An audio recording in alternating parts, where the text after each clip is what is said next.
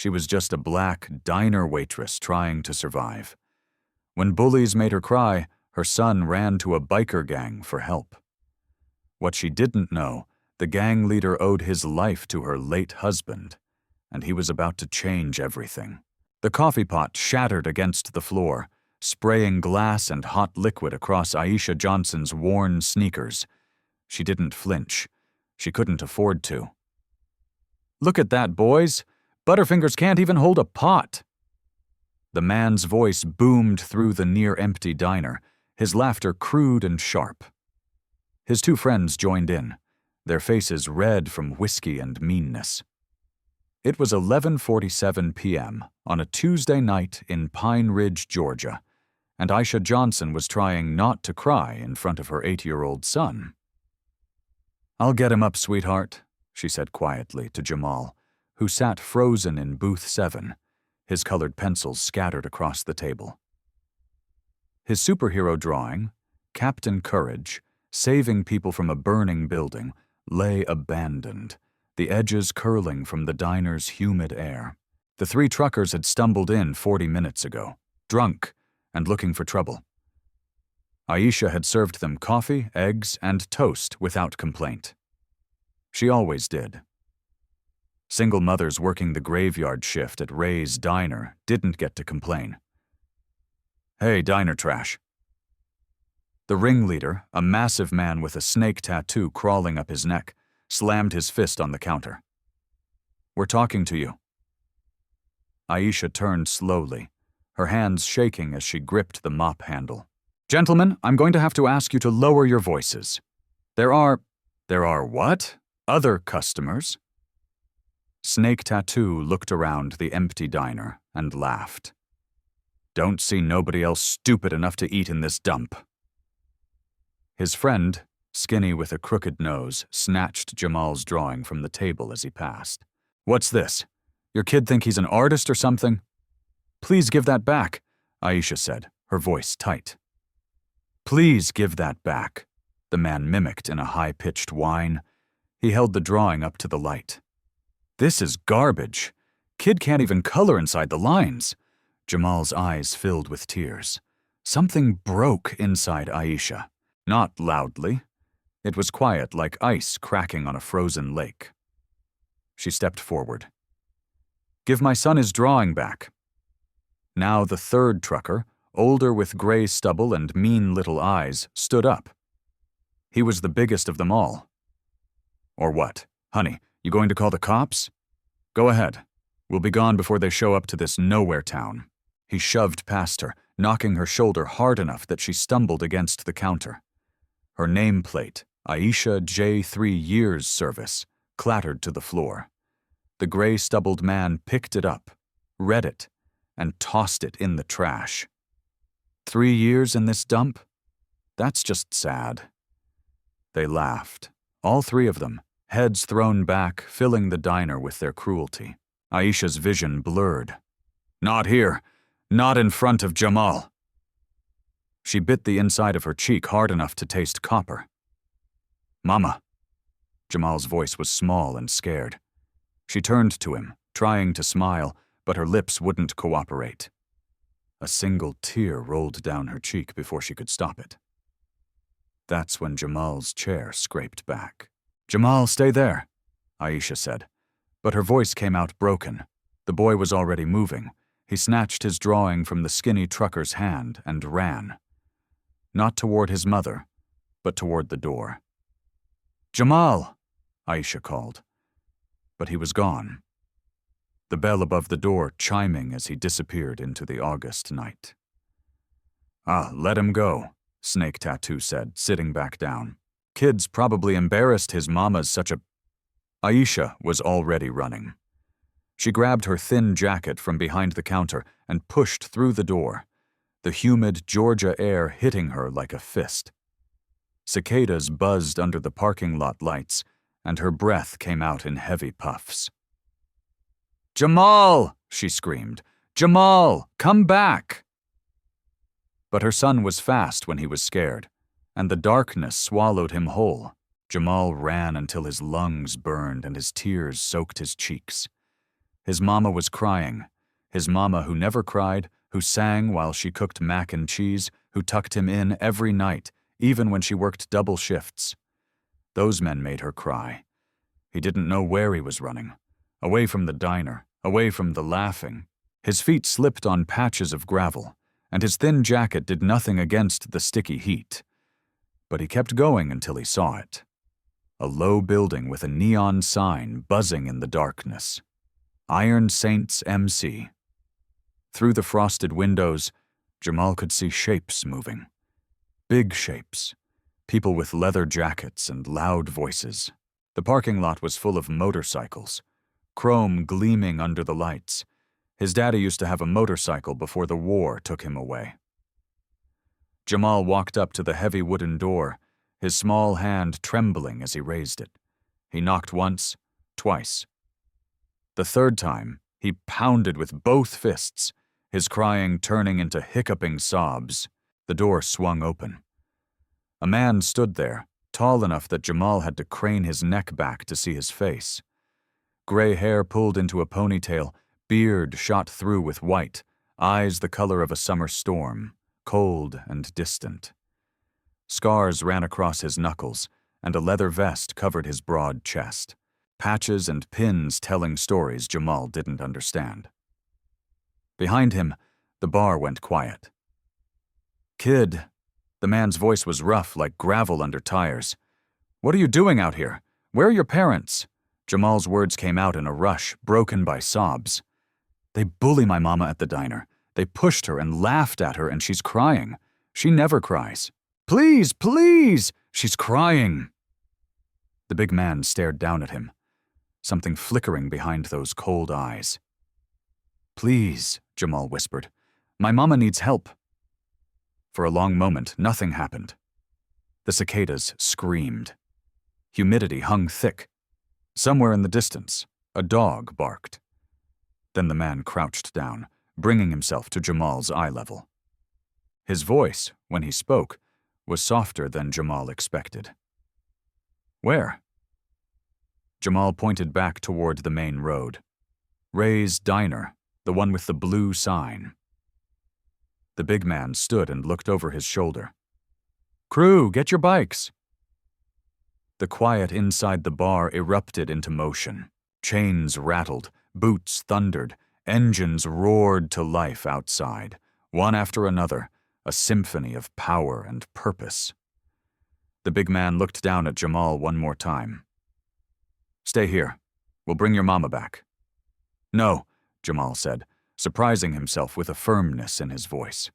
"I'm coming. She's my mama." Something almost like a smile touched the corner of the man's mouth. "All right, little man, hold on tight. End of section 1. 994 words. The motorcycle vibrated beneath Jamal like a living thing, all thunder and power. He clutched Marcus's leather jacket, his small fingers digging into the worn material as they flew down the highway. Behind them, a dozen more bikes roared in formation, their headlights cutting through the humid darkness like a pack of wolves on the hunt. Jamal had never felt anything like this. The fear was still there, tight in his chest, but something else too. Something that felt like hope. 3 minutes, that's all it took to reach Ray's Diner. Marcus pulled into the parking lot first, his bike's engine dropping to a low growl. The others followed, fanning out in a semicircle, chrome and steel gleaming under the diner's buzzing neon sign. The sound was everywhere, deep, rumbling, shaking the windows. Inside the diner, Aisha was on her knees, picking up broken glass with trembling hands. The truckers sat at the counter, passing a flask between them, their laughter echoing off the walls. "You hear something?" the skinny one said, turning toward the window. That's when the engines cut off one by one until the silence was somehow louder than the noise had been. "What the hell?" Snake Tattoo stood up, squinting through the window at the wall of bikers outside. Aisha looked up from the floor, confusion crossing her tear-stained face. Through the glass, she saw him. Jamal climbing off the back of a massive motorcycle. A giant of a man helping him down. Her heart stopped. Jamal. The diner door swung open with enough force to make the bell clang violently against the frame.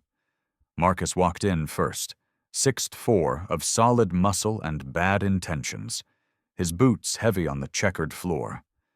Behind him came 7 more Iron Saints. Men and women who looked like they'd seen the worst the world had to offer, and decided to stare it down. They didn't say a word. They didn't have to.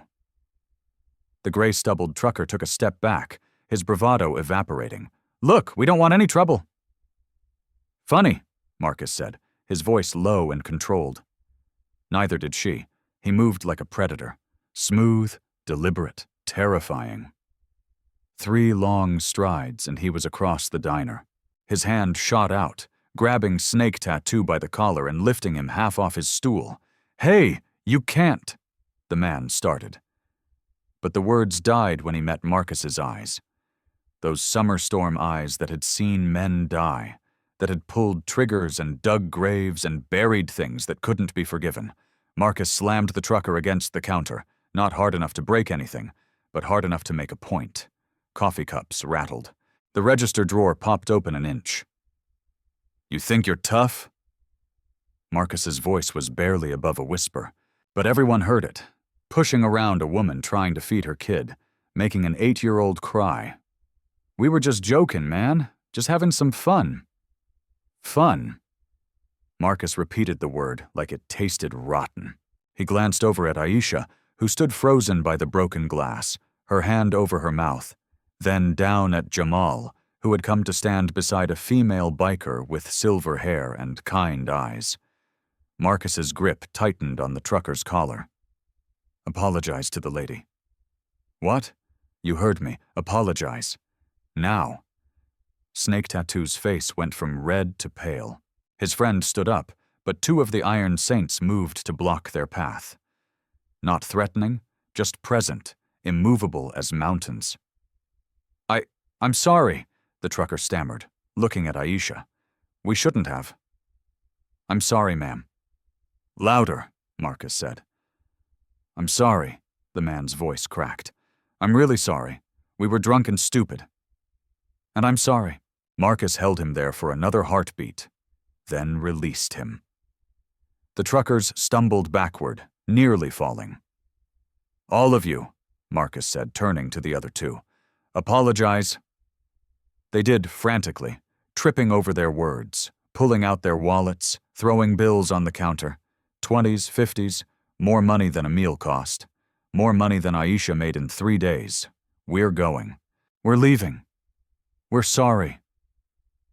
"We go," Marcus said. They went.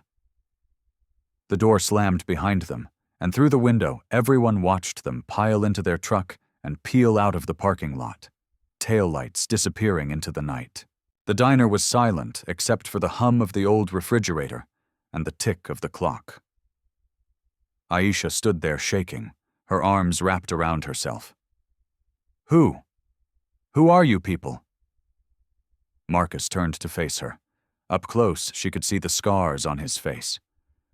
Old knife wounds, burn marks, the map of a hard life. But his eyes, when they met hers, weren't cruel. They were tired, sad, ancient. Before he could answer, Jamal broke free from the silver-haired biker and ran to his mother, wrapping his arms around her waist. "Mama, are you okay? Did they hurt you?" Aisha dropped to her knees, pulling her son into a fierce hug, her tears coming freely now. "Oh, baby, you shouldn't have run off like that. You scared me to death. I had to get help," Jamal said into her shoulder. "They made you cry." Over Jamal's head, Aisha looked up at Marcus. "Thank you," she whispered. "I don't know how to... Thank you." Marcus's jaw tightened. He glanced at Jamal, then back at Aisha. For a moment, something flickered in his expression. Recognition? Pain? It was gone before she could identify it. "He asked for help," Marcus said simply, nodding toward Jamal. "I answered." "But why?" You don't even know us. Maybe not. Marcus turned toward the door, his crew following his lead. But your boy's got more courage than most grown men I know. Kid like that deserves a mama who doesn't have to take garbage from people who aren't worth the dirt on her shoes. He paused at the door, looking back one more time. Those men won't bother you again. You got the word of the Iron Saints on that. Wait, Aisha called out. What's your name? Marcus, he said. Then he was gone, the door swinging shut behind him. The engines roared back to life, and the Iron Saints disappeared into the night as suddenly as they'd arrived, leaving behind only the smell of leather and motor oil and the pile of cash on the counter.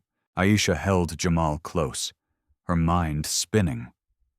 In 8 years of struggling, of working herself to exhaustion, of facing the world alone, no one had ever stood up for her like that. No one had ever made her feel like she mattered. Who was that man, Mama? Jamal asked quietly. Aisha wiped her eyes and looked at the money on the counter. $400? Maybe more. I don't know, sweetheart, she said. I honestly don't know. End of section 2. 996 words. Aisha stood in the empty diner for a long moment, holding Jamal close, staring at the cash on the counter. The clock above the register ticked past midnight. Her shift ended at 2 a.m., but something told her she needed to do this now. Stay here, baby, she said, kissing Jamal's forehead. I'll be right back. She grabbed the money, stuffed it in her apron pocket, and pushed through the door into the humid night. The parking lot was empty except for 2 motorcycles still idling near the road. Marcus and a silver-haired woman who'd stayed with Jamal. Aisha ran, her breath forming clouds in the sticky air. Wait.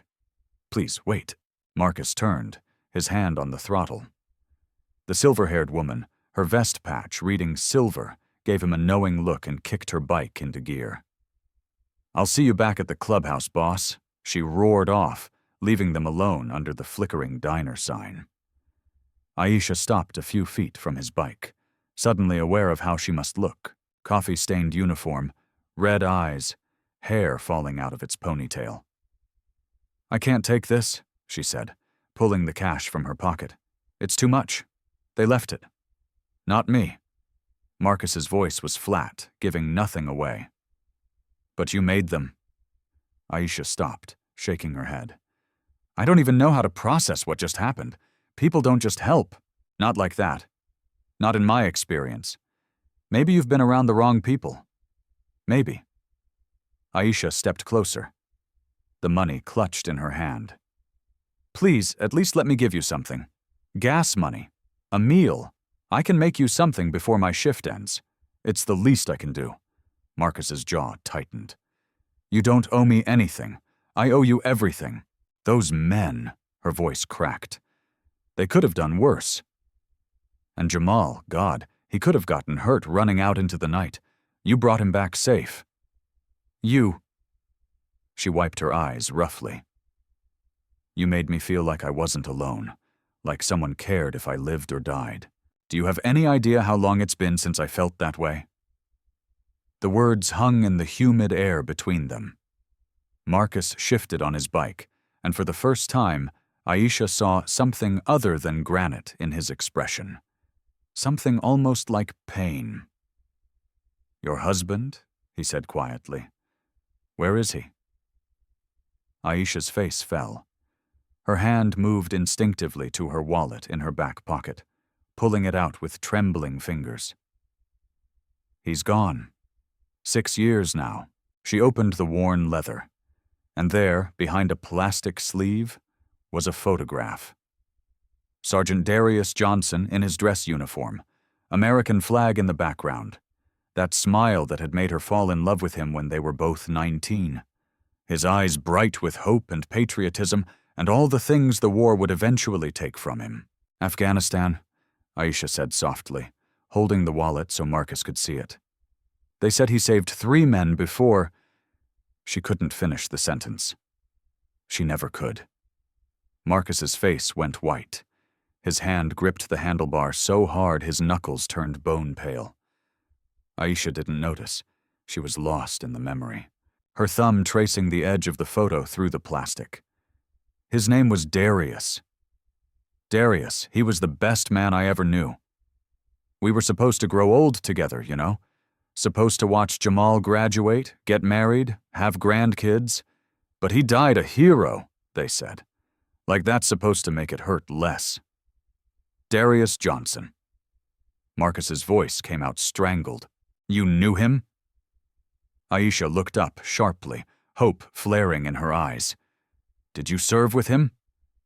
Marcus's mind was spinning, tumbling backward through time. Afghanistan, 2016. The convoy, the explosion, fire and smoke and screaming.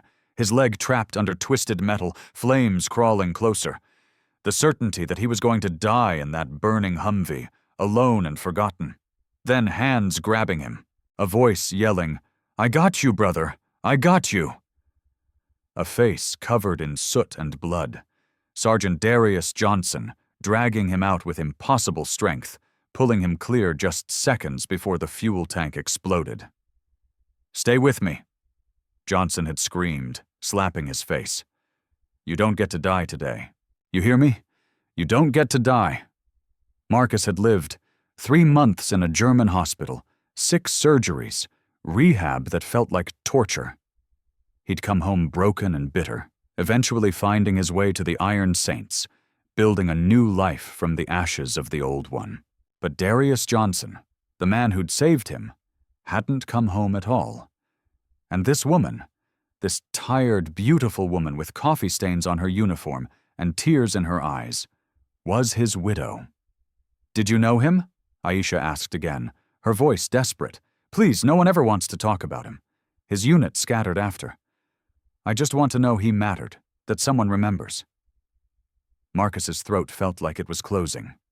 He should tell her. Should say the words, your husband saved my life. I'm here because of him. I owe him everything. But when he opened his mouth, what came out was, I knew of him. Good soldier. The men respected him. It was the truth, just not all of it. Aisha's face lit up despite her tears. Really? You really knew about him? Yeah, Marcus's voice was rough. He was a good man. The best. Aisha clutched the wallet to her chest. Thank you for telling me that. You have no idea what it means. But Marcus did know. He knew exactly what it meant to hear that someone you loved had mattered, had made a difference. He'd spent years wishing someone had told him that about his own family before they were gone. Keep the money, he said, starting his engine. The bike roared to life beneath him. Buy your kid something. Get yourself something that doesn't have coffee stains on it. Aisha laughed through her tears. An actual laugh. I don't even know your real name. Marcus can't be what your mother called you. He looked at her one more time, memorizing her face. Darius Johnson's wife, the woman his brother in arms had died, leaving behind. Marcus, he said. Marcus Webb.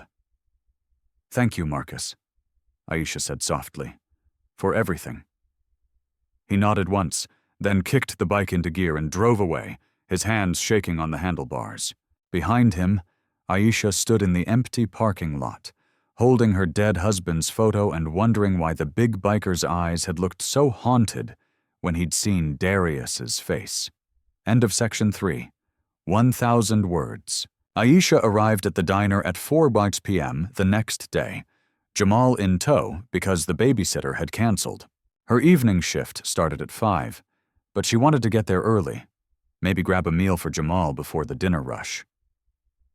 The moment she walked through the door, she knew something was wrong. Ray Thompson, the owner, sat at the counter with his arms crossed. He was a portly man in his 60s, balding with a permanent scowl that deepened when he saw her. Aisha, office now. Her stomach dropped. Ray, I can explain about last night. Office. She turned to Jamal. Baby, sit right here and color. Okay, I'll be right back. She handed him his backpack with the coloring books and pencils. Ray's office was barely bigger than a closet, smelling of stale cigarettes and old coffee. He didn't offer her a seat. Instead, he pulled out his phone and showed her the screen. It was a video, shaky, filmed through the diner window. The Iron Saints arriving. Marcus grabbing the trucker. The confrontation. The caption read, "Biker gang terrorizes local diner." Aisha's blood ran cold. That's not what happened. Those men were harassing me. They... 347 shares. Ray interrupted, his voice tight. "My phone's been ringing off the hook all day. You know what people are saying? That Ray's diner isn't safe. That biker gangs hang out here. That good folks should eat somewhere else. Ray, please. Those men helped me. You brought them here." Ray's face turned red. "You caused a scene that scared away paying customers. I had 2 families cancel their reservations for tonight because they saw this video. 2 families. I didn't bring them. My son ran to get help because those drunk truckers were pushing me around. And I don't care about your excuses." Ray pulled an envelope from his desk drawer. "This is your final paycheck, minus the cost of the broken coffee pot. You're done." The words hit her like a physical blow. "What?" "You're fired, Aisha. Effective immediately." "You can't, Ray. I've worked here for 3 years. I've never missed a shift, never complained. I've covered for other people." "And you brought a biker gang to my establishment." Ray's voice was cold. "I've got a business to protect. I can't have this kind of publicity." Aisha's eyes burned. "I have a son to feed. This job is all I have. Should have thought about that before you started drama with customers. They weren't customers. They were bullies. They threw things at me. They mocked my son." "Goodbye, Aisha." She stood there frozen, the envelope in her shaking hands. Through the office door, she could see Jamal coloring innocently, humming to himself, completely unaware that their lives had just collapsed. "You know what?" Aisha's voice came out steady despite the tears streaming down her face. "You're a coward, Ray. Those men terrorized me, and you're punishing me for it. I hope you can live with that." She walked out, grabbed Jamal's hand, and left Ray's diner for the last time. By that evening, the whole town knew. Aisha discovered this when she stopped by the grocery store on Main Street. Mrs. Henderson, who'd always been friendly, suddenly became very interested in the cereal boxes when Aisha walked past. The checkout girl, a high school student Aisha had given free pie to last month, wouldn't meet her eyes. At the pharmacy, Aisha overheard 2 women talking by the vitamin aisle. Heard she was involved with those bikers, dating the leader or something. Poor child growing up with a mother like that. Aisha's face burned. She left without buying Jamal's prescription, even though he was almost out of his asthma medicine. They walked home in the humid night, Jamal sensing his mother's mood and staying quiet. Their apartment was on the 3rd floor of an old building at the edge of town. 2 bedrooms, leaky faucet, heat that barely worked. But it was theirs, and Aisha had always kept it clean and warm. Now she stood in the kitchen staring at the bills piled on the counter. Rent due in 2 weeks, electric bill overdue, Jamal's asthma medication, groceries, car insurance. The envelope from Ray held $218. She sank into a chair and put her head in her hands. Across town, Marcus Webb sat on his motorcycle in the shadows of an alley, watching Aisha's building. He'd been there for an hour, ever since Silver had told him what she'd heard at the gas station. The gossip, the video, the firing. His hands gripped the handlebars until they ached. Darius Johnson had saved his life, had pulled him from a burning grave, had given him a future. And now, because Marcus had tried to help Darius's widow, he'd destroyed the little stability she had left. He'd meant to protect her. Instead, he'd made her a target. Silver pulled up beside him on her bike, her silver hair catching the streetlight. "Boss, you can't fix this by staring at her window." "I know." His voice was hollow. "She's got what? 2 weeks before she can't make rent?" "Maybe less." Marcus nodded, his jaw tight. I took away her income, her reputation. Dorius died, leaving her with nothing. And I just made it worse. You were trying to help. Doesn't matter what I was trying to do, matters what I did. They sat in silence, watching the lights in Aisha's apartment. Through the window, Marcus could see her moving around, probably putting Jamal to bed, trying to pretend everything was okay. She doesn't even know, Marcus said quietly. Doesn't know I owe her husband my life. Doesn't know I'm the reason she's drowning. Silver was quiet for a moment. So, what are you going to do? Marcus started his engine, the rumble echoing off the alley walls. I don't know yet, but I'm not letting her go down because of me. Darius Johnson didn't save my life so I could ruin his family. He rode off into the night, leaving Silver shaking her head. Back in her apartment, Aisha sat on Jamal's bed, stroking his hair as he drifted to sleep. She told him everything would be okay, that she'd find another job, that they'd be fine. But as she looked around their small apartment, at the stack of bills, at the nearly empty fridge, at her son's peaceful face, she wondered how long she could keep that promise. Tomorrow she'd start job hunting. Tomorrow she'd figure it out. Tonight, she let herself cry in the darkness, wondering why life kept taking everything she tried to hold on to. End of section 4, 993 words. 3 days later, Aisha was carrying 2 bags of groceries up the stairs to her apartment when she heard the truck engine. It was 7:00 p.m., already dark, the streetlights casting long shadows across the parking lot. She'd just spent $40 at the discount store, the last of Ray's final paycheck, on pasta, bread, peanut butter, and the cheapest cuts of meat she could find. Jamal was upstairs with Mrs. Chun from 2B, who'd offered to watch him for free after hearing about the job situation. Aisha heard the truck door slam, then the voices. There she is, the biker queen herself. Her blood went cold. She turned slowly on the second-floor landing and looked down. Snake Tattoo stood in the parking lot with his 2 friends, the same drunk truckers from the diner. But they looked different now. Meaner. Angrier. Snake Tattoo's face was bruised, and the skinny one had a split lip. "We've been looking for you," Snake Tattoo called up, his voice slurred. "Got something to discuss?" Aisha's hands tightened on the grocery bags. "You need to leave. Leave. Leave," the gray-stubbled man laughed bitterly. "You cost me my job, lady. That video. My boss saw it. Fired me for embarrassing the company. 20 years driving truck. Gone because some diner trash ran and hid behind thugs. I didn't make that video. You brought those bikers into our business." Snake Tattoo started up the stairs, his friends following.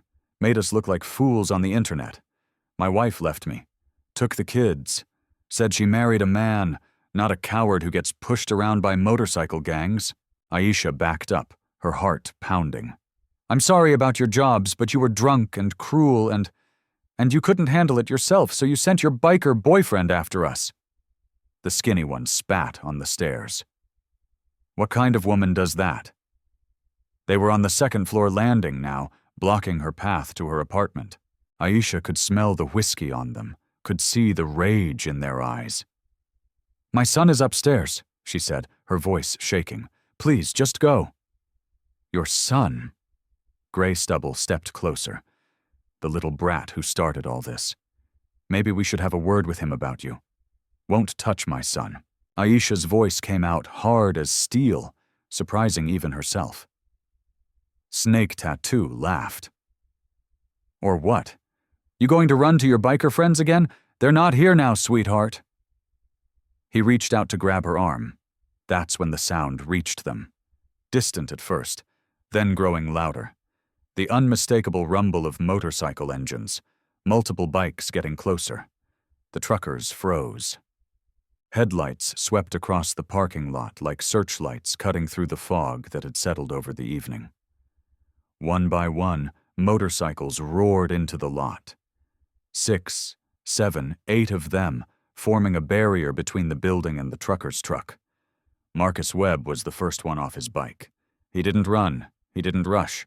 He simply walked toward the building with the steady, inevitable pace of a man who'd made a decision. Silver and 5 others followed, spreading out, their presence filling the space. "Step away from her," Marcus said quietly. He was 20 feet away at the bottom of the stairs, but his voice carried like thunder. "This doesn't concern you," Snake Tattoo said, but his bravado was cracking. "This is between us and her. Wrong." Marcus started up the stairs, each step deliberate.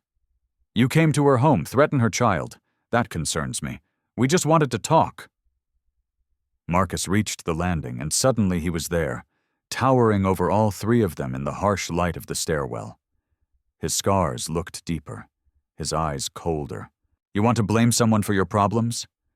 Blame the whiskey that made you think harassing a single mother was entertainment. Blame the choices that cost your jobs. But don't you dare blame her. She ruined our lives," Gray Stubble shouted. "No." Marcus's voice dropped even lower. "You ruined your own lives. You think your wives left because of a video? They left because that video showed them who you really are. Bullies, cowards, men who pick on women and children because it makes you feel big." He stepped forward, and all 3 men instinctively backed up against the railing. "You have sons?" Marcus asked quietly. Snake Tattoo nodded reluctantly. 2 boys, 8 and 10. Then walk away before they grow up ashamed to carry your name."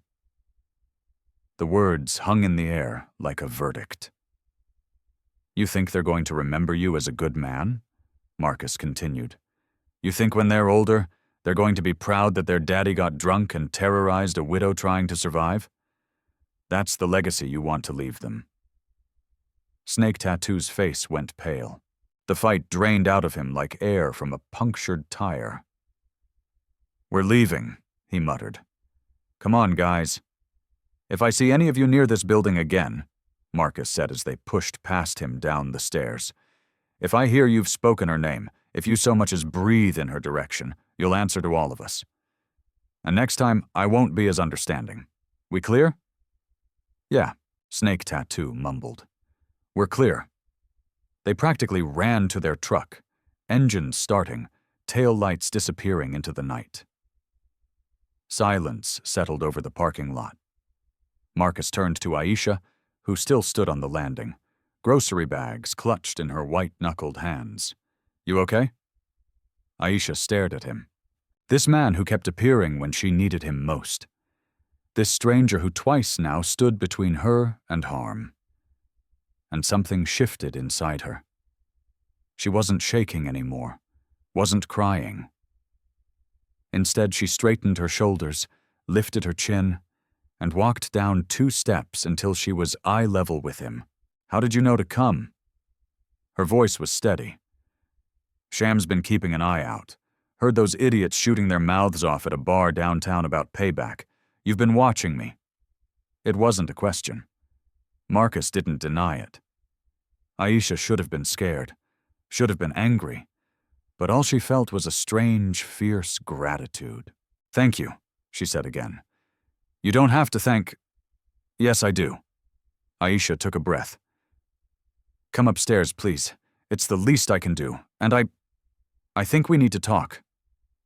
Marcus hesitated, something conflicted crossing his face. "Please," Aisha said softer. "I want to understand who you really are and why you keep saving me." After a long moment, Marcus nodded. "All right. End of section 5, 997 words. Aisha's apartment was small but clean, filled with the kind of warmth that came from love rather than money. Crayon drawings covered the refrigerator. A worn couch faced a modest TV. Books lined a makeshift shelf made from cinder blocks and planks.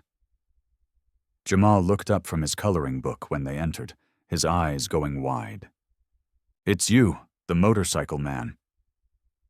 Marcus stopped in the doorway, suddenly uncertain. He'd faced down armed men without flinching. But this 8-year-old boy looking at him like he was a hero made something twist in his chest. "Hey, kid," he said quietly. "This is Marcus," Aisha said, touching Jamal's shoulder. "He's a friend. He made sure those bad men won't bother us anymore." "I knew you would." Jamal jumped up, his coloring forgotten. "You're like Captain Courage. You save people." "I'm not a hero, son." "Yes, you are," Jamal insisted. "You saved my mama." Twice.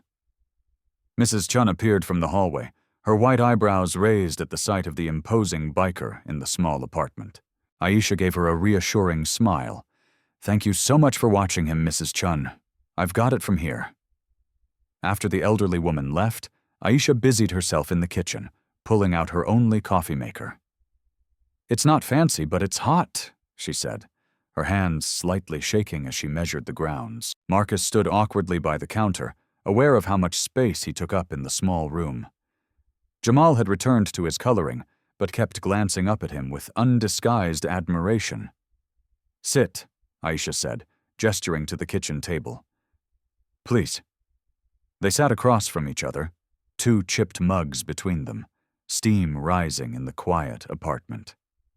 From the living room came the soft sound of Jamal's humming and the scratch of crayons on paper.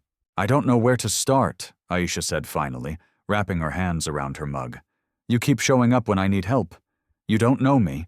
You don't owe me anything. But you've risked yourself twice now for a stranger." "You're not a stranger," Marcus said before he could stop himself. Aisha looked up, confusion in her eyes. He should stop, should drink his coffee and leave and let her rebuild her life without him complicating it. But sitting here in the home, Darius Johnson had never gotten to return to, watching the widow Darius had left behind struggle to stay afloat, Marcus couldn't keep lying. "Tell me about your husband," he said quietly. "Not the soldier, the man." Aisha's eyes filled with tears, but she smiled. Darius, he was sunshine. That's the only way I can describe him. He made everything lighter just by being in the room. He'd dance with me in the kitchen while dinner was cooking. He'd sing Jamal to sleep. Terribly off-key, but Jamal loved it. She laughed softly, wiping her eyes. He couldn't fix anything to save his life. We had a leaky faucet for 6 months, because he insisted he could handle it. Finally called a plumber, and Darius stood there taking notes like he was in a master class. Marcus found himself smiling despite the weight in his chest. He was so proud when he enlisted. Aisha continued, her voice growing softer. Said he wanted to make a difference. Wanted Jamal to grow up in a world where good people stood up for what was right. She stared into her coffee.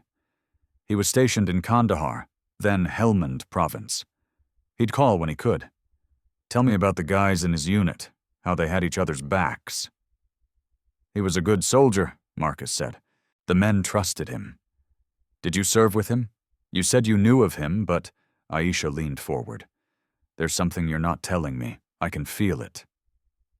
Marcus's jaw tightened. This was it. The moment where everything changed. July 2016, he said quietly. Helmand province convoy hit by an IED on Route 611. Aisha's face went pale. That's when he died. Not immediately. Marcus forced the words out. The lead vehicle took the blast. Humvee flipped, caught fire. I was trapped inside. His hands gripped the coffee mug, leg pinned under metal, flames spreading. I couldn't move, couldn't breathe, thought I was dead. Aisha's hand moved to her mouth. Then someone was there. Marcus continued, his voice rough with memory, pulling at the wreckage with his bare hands, screaming that he had me, that I wasn't dying that day. He dragged me out. I don't know how. I was 2-on-20, gear and all, but he got me clear just before the fuel tank exploded. Tears were streaming down Aisha's face. Now he stayed with me, Marcus said, kept pressure on my wounds, talked to me, made me promise I'd survive, That I'd go home and live a good life, because that's what men like us were supposed to do. He looked up, meeting Aisha's eyes. His name was Sergeant Darius Johnson, and he saved my life. The silence that followed was absolute. Even Jamal had stopped coloring, sensing something important happening in the kitchen. You, Aisha whispered. Darius saved you. Yes, and you've been... She struggled for words. All this time, you knew who I was. Not at first. Not until I saw his photo in your wallet. Marcus's voice cracked. I should have told you. Should have said something that night at the diner. But I didn't know how. How do you tell a woman that her husband saved your worthless life and you live while he died? How do you stop? Aisha stood up, walked around the table, and did something Marcus didn't expect. She hugged him. It was fierce and sudden, her arms wrapping around his shoulders, her face buried in his vest. She was crying. Deep, wrenching sobs that shook her whole body. Thank you, she whispered. Thank you for living. Thank you for not wasting the life he gave you. Thank you for honoring him by being here, by protecting his family. Marcus sat frozen, his throat tight, unable to remember the last time someone had touched him with kindness instead of violence. He would have liked you, Aisha said, pulling back to look at him. Darius always said the men worth saving were the ones who'd pay it forward. And that's what you've been doing, isn't it? Saving people because he saved you. Marcus couldn't speak, could only nod. Aisha sat back down, wiping her eyes. He's gone, but pieces of him are still here, in you and everyone he touched. She reached across the table and took his hand, scarred, calloused, covered in old tattoos. I'm glad you're alive, Marcus. I'm glad my husband's last act gave the world more time with you. In the living room, Jamal had started, humming again. Outside, the city moved on, uncaring. But in this small kitchen with cheap coffee and chipped mugs, grief finally met gratitude. And for the first time in 6 years, neither felt quite so heavy. End of section 6, 1,000 words. Marcus didn't sleep that night. He sat in his apartment above the Iron Saints clubhouse, staring at an old photograph he kept hidden in a drawer for years, the only one he had from Afghanistan. A group shot of his unit taken 3 days before the convoy attack. Darius Johnson stood in the back row, grinning, arm around a buddy's shoulder. By 6 a.m., Marcus was on his bike, riding through the empty streets of Pine Ridge as dawn broke humid and gold over the pines. He pulled into the parking lot of Ray's Diner, just as Ray Thompson was unlocking the front door. The old man froze when he saw the massive biker approaching. We're not open yet, Ray said, his voice nervous. I'm not here for breakfast. Marcus stopped a few feet away. Who owns this place? You or corporate? Ray's eyes darted to his truck, calculating whether he could make it. It's a franchise. Thompson Restaurant Group out of Atlanta. Why? I need their address. Listen, if this is about Aisha, I had every right to... Marcus repeated, his voice flat as winter steel. Ray's hand shook as he pulled out his phone, typing quickly. It's 312 Peachtree Center, Atlanta, 5th floor, but you can't just... Marcus was already walking back to his bike. He called Silver. Get the crew. We're going to Atlanta. Bring the money from the poker run. How much money are we talking, boss? All of it. Thompson Restaurant Group occupied a sleek office building overlooking the Chattahoochee River. Marcus walked through the glass doors at 9:15 a.m., his boots loud on the marble floor. The receptionist's smile died when she saw him. I'm here to see whoever owns Ray's Diner in Pine Ridge. Do you have an appointment? No. Then I'm afraid... Marcus pulled a thick envelope from his jacket and dropped it on her desk. It was stuffed with $100 bills. Tell them someone's here to make a cash offer. They'll want to take this meeting. The receptionist stared at the money, her professional mask slipping. Let me call Mr. Thompson.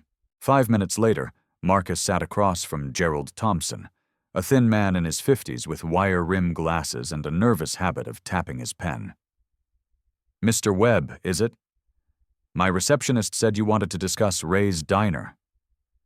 Marcus pulled out a larger envelope, this one bulging with more cash than most people saw in a year. He dropped it on Thompson's polished desk with a heavy thud. How much to buy it? The building? The land? The business? Everything. Thompson's eyes widened. He opened the envelope, flipped through the stacks of bills, and swallowed hard. This is $40,000. That's the down payment. I've got another $110 in cash. Full asking price $150 total. No negotiation, no inspection period. Deal closes today. Today? That's impossible. There are procedures, legal reviews. Marcus leaned forward, and something in his eyes made Thompson's words die. A woman worked in that diner for 3 years, never missed a shift, never complained. Her husband died serving this country in Afghanistan, saving men like me. She raised her son alone, worked herself to exhaustion, and your franchise owner fired her because she was harassed by drunk customers. I don't see what that has to... That place took a hero's wife and made her feel small. Marcus's voice was quiet, but carried the weight of judgment. Made her feel worthless. So now I'm buying it, and I'm giving it back to her, the way it should have been from the start. Thompson looked at the money, then at Marcus, then back at the money. "Mr. Webb, I appreciate the sentiment, but you know who I am?" Marcus asked. "I know. Iron Saints MC. We operate across 3 states. We know people, lawyers, judges, construction crews, suppliers. We can make things happen fast, or we can make them happen slow and complicated." Marcus's voice never rose, never threatened directly. He didn't have to. "I'm offering you a clean, fast cash sale for a diner that's losing money because of bad press. Take the deal." Thompson's pen tapped faster. His eyes darted to the money again. Finally, he reached for his phone. "Let me call my attorney." By 2 p.m., the papers were signed. By 3 p.m., Marcus had the keys. The Iron Saints descended on Ray's Diner like a force of nature. Silver arrived with 3 trucks full of supplies: paint, lumber, new light fixtures, cleaning supplies. 2 other members, Bear and Clutch, brought power tools, and a crew of guys who owed the club favors. Even some of the old ladies, the bikers' wives and girlfriends, showed up with mops and determination. They worked through the night. Out went the cracked vinyl booths and the flickering neon sign. The walls got fresh paint, warm cream instead of dingy yellow. The broken windows were replaced. The kitchen got a deep clean. New equipment where the old stuff had given up. The bathroom was gutted and rebuilt. Marcus worked alongside them, sanding, painting, hauling trash. His hands, used to violence, learned the rhythm of creation. Every nail he hammered, every board he measured felt like repayment on a debt 6 years overdue. By dawn, they were hanging the new sign. It was custom-made, professional quality with warm, golden lights. Darius's Diner, open 24 hours. Marcus stood in the parking lot as the sun rose, staring up at it. Silver came to stand beside him. Paint splattered across her silver hair. "You did good, boss." "Not yet," Marcus said. "Not until I give her the keys. You think she'll take it? That's a lot for someone to accept." Marcus pulled out the photograph from Afghanistan, looking at Darius Johnson's smile. "Her husband gave me my life. Least I can do is give her a way to live hers." Inside the diner looked reborn. New tables, comfortable chairs, a counter that gleamed. The walls held framed photos, not random decorations, but something Marcus had spent hours putting together. Pictures of soldiers, of service members, of sacrifice. And in the center, in a place of honor behind the counter, a photograph of Sergeant Darius Johnson in his dress uniform. smiling that sunshine smile. Below it, a simple plaque.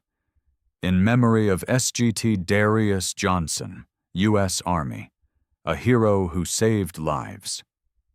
Marcus locked the door behind him as his crew packed up. The sun was fully up now, painting the pines gold. "Let's go get her," he said. End of section 7, 1,000 words. Aisha woke to the sound of engines.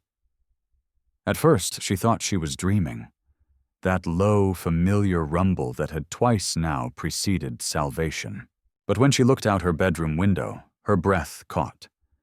The parking lot was full of motorcycles, chrome gleaming in the early dawn light. The Iron Saints stood beside their bikes, quiet and waiting. And at the front, looking up at her window, was Marcus. She threw on jeans and a sweater, her heart racing. Jamal was still asleep, but she woke him gently. "Baby, get dressed. Something's happening." "Is it the motorcycle man?" Jamal asked, rubbing his eyes. "Yes, sweetheart. It's Marcus." They hurried downstairs. The humid morning air bit at Aisha's face as she stepped out, Jamal clutching her hand. Marcus walked forward, and she noticed he looked different. Tired but lighter somehow, like he'd put down a heavy burden. "What's going on?" Aisha asked. "It's 6 in the morning. Need you to come with us?" Marcus said. "Both of you." "Where?" "It's better if I show you." Something in his voice made Aisha trust him. She'd learned that much. When Marcus Webb showed up, it meant something important. She nodded, and he led them to his bike. Jamal climbed on behind Marcus with the confidence of a boy who'd discovered his hero was real. And Aisha rode with Silver, her arms wrapped around the older woman's waist. They rode through empty streets, the town still sleeping. Aisha recognized the route. They were heading toward Main Street, toward the diner district. Her stomach tightened. Why were they going there? Then she saw it. Ray's diner was gone. In its place stood something transformed, something beautiful. New paint, new windows, new everything, and above it all, glowing warm in the dawn light, a sign that made Aisha's heart stop. Darius's diner, open 24 hours. "Oh my God," she whispered. The bikes pulled into the parking lot. Aisha climbed off, her legs shaking, her eyes locked on that sign. Darius's name, her husband's name, glowing like a promise kept. "What did you do?" she asked, turning to Marcus. He didn't answer with words. Instead, he reached into his jacket and pulled out a key. Silver knew attached to a small leather keychain stamped with the diner's name. "Marcus, I don't understand." "I bought it," he said quietly. "Yesterday. Paid cash. Had the crew work through the night to fix it up." He held out the key. "It's yours now. The building, the business, everything." Aisha stared at the key like it might disappear. "I can't. That's impossible. Places like this cost." "Don't worry about cost." Marcus stepped closer, pressing the key into her hand. "Your husband saved my life in Afghanistan. Pulled me from a burning vehicle when he could have saved himself. Stayed with me when he should have run. He gave me a future I didn't deserve." His voice roughened. "And then the world took everything from you. Made you work yourself to exhaustion. Made you feel small and alone and worthless. That's not right.